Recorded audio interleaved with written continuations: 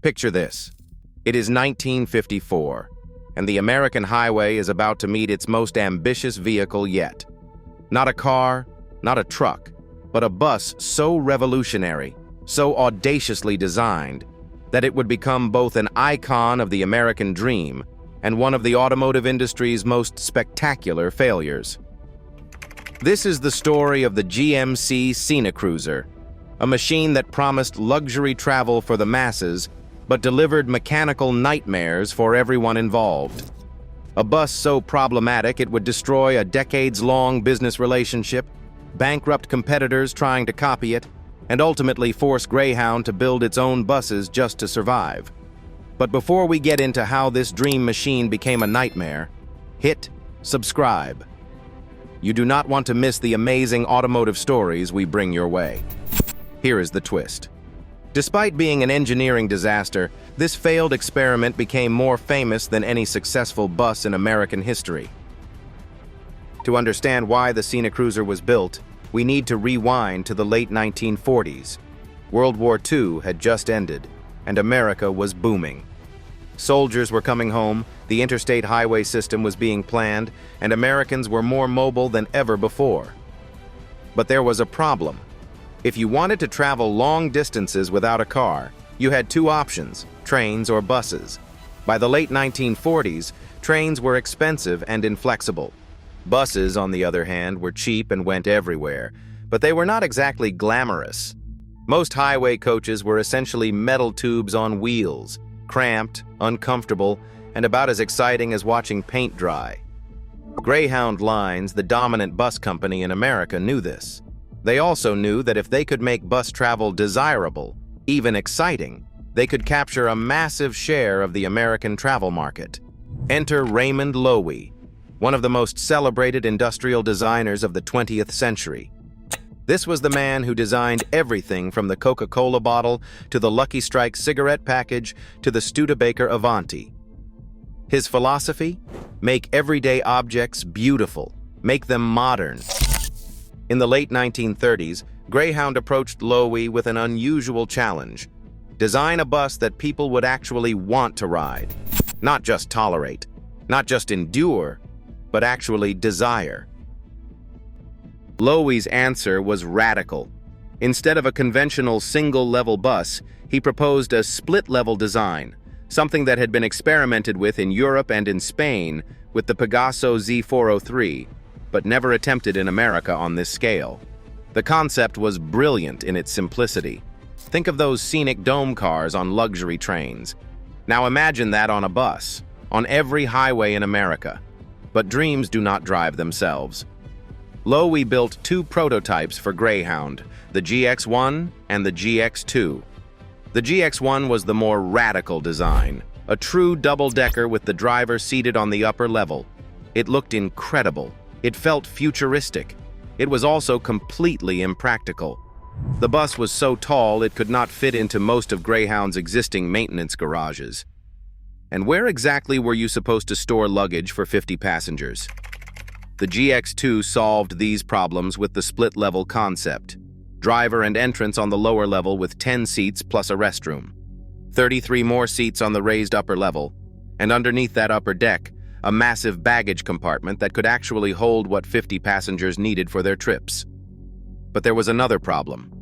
In most states, buses could not be longer than 35 feet. And to make the split-level design work properly with adequate passenger capacity, you needed 40 feet. So Greyhound used the GX2 prototype for something unexpected: lobbying. They took that gleaming 40-foot prototype around to state capitals, letting legislators see and ride the future of American travel. It worked. State after state changed their laws. Now Greyhound needed someone to actually manufacture this dream at scale. They turned to General Motors. By 1951, General Motors' truck and coach division had taken over the project. They built their own prototype, the EXP 331, incorporating lessons learned from Greyhound's experiments. After several iterations, they finalized the design for what they officially called the Model PD 4501. Between 1954 and 1956, General Motors would manufacture 1,001 of these buses. 1,001 machines that would define an era, create an icon, and cause one of the biggest headaches in automotive history. July 1954. The first production Scenicruisers rolled out of General Motors' factory and into Greyhound's fleet. They were magnificent. And if you are enjoying this deep dive into automotive history, hit that subscribe button now, because what comes next is where things get really interesting. The Scenicruiser had a problem. Actually, it had multiple problems. Big problems. Expensive problems. Problems that would take 7 years and over $13 million to solve. Let's start with the most obvious one, the engines. You see, General Motors had a dilemma. The Scenicruiser was a heavy bus, significantly heavier than conventional designs because of its unique structure. It needed serious power. But General Motors Series 71 diesel engines only came in 4-cylinder configurations at the time. A single 4-cylinder diesel could not move this beast effectively. The V8 version, the Detroit Diesel 8VI-71 that would later save the Scenicruiser, had not been developed yet. So General Motors' solution was creative. They installed two 471 engines. Each produced 160 horsepower. These engines sat side by side in a shallow V formation, connected by a fluid coupling, and both fed into a single 3-speed transmission with a manual 2-speed clutch, giving 6 forward speeds in total. On paper, this might have seemed clever. In practice, it was a maintenance nightmare. But the engine setup was just the beginning. Remember the electrical clutch system? The one that did not let drivers smoothly engage the transmission? Imagine you are a Greyhound driver in 1954. You have been driving buses for years. You know how to make smooth starts and seamless gear changes. Your passengers barely feel the transitions. Now you get assigned to a Scenicruiser. You press the clutch, and it is either fully engaged or fully disengaged. No in between. Every start from a stoplight is a lurch. Every gear change is a jolt. Your passengers are being thrown around. They are complaining. You are embarrassed. And you absolutely hate this bus. General Motors fixed this problem partway through 1955 production by replacing the electrical clutch linkage with a mechanical one. They even provided retrofit kits for the buses already delivered. But the damage to driver morale was done. The transmission issues were only one part of a larger systemic problem. Every other bus in Greyhound fleet used a 4-speed manual transmission. Drivers knew these intimately. They could shift in their sleep. The Scenicruiser's 3-speed transmission with a 2-speed splitter shifted completely differently. It required retraining. It required learning new muscle memory. Most drivers never fully adjusted. They just learned to hate the Scenicruiser. But wait, it gets worse. The Scenicruiser's innovative monocoque body design, where the skin of the bus itself provides structural support rather than a separate frame, created another nightmare: stress cracks. The split-level design put enormous stress on specific areas of the bus's structure, particularly around the side windows in the rear quarter of the coach. Under the constant flexing and twisting of highway travel, cracks began appearing in the frame.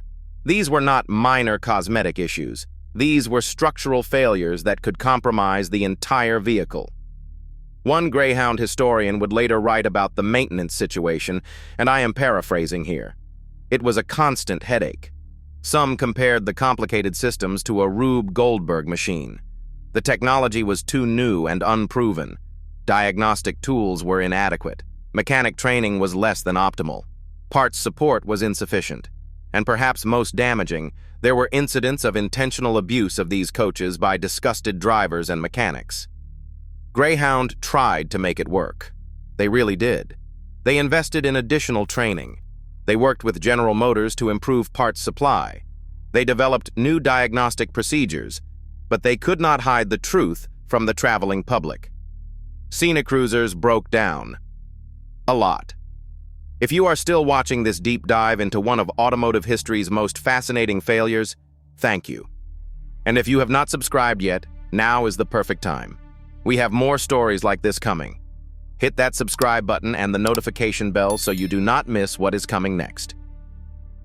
By the mid-1970s, Greyhound had had enough.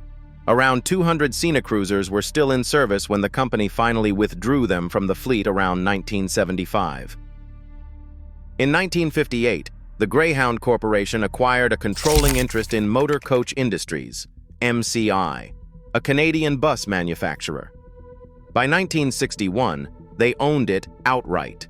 This was not a coincidence. The Scenicruiser disaster had taught Greyhound a harsh lesson. Relying on a single supplier, even one as powerful as General Motors, was dangerous. If that supplier could not deliver reliable products, or if the relationship soured, you were stuck.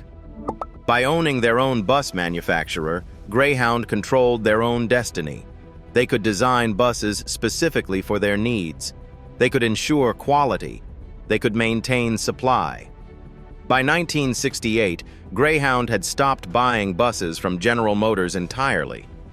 They were building their own through MCI, and those coaches would become the backbone of the company's fleet for decades to come. General Motors' motor coach business went into terminal decline. Without Greyhound, and with Trailways also increasingly building their own buses, General Motors' sales collapsed.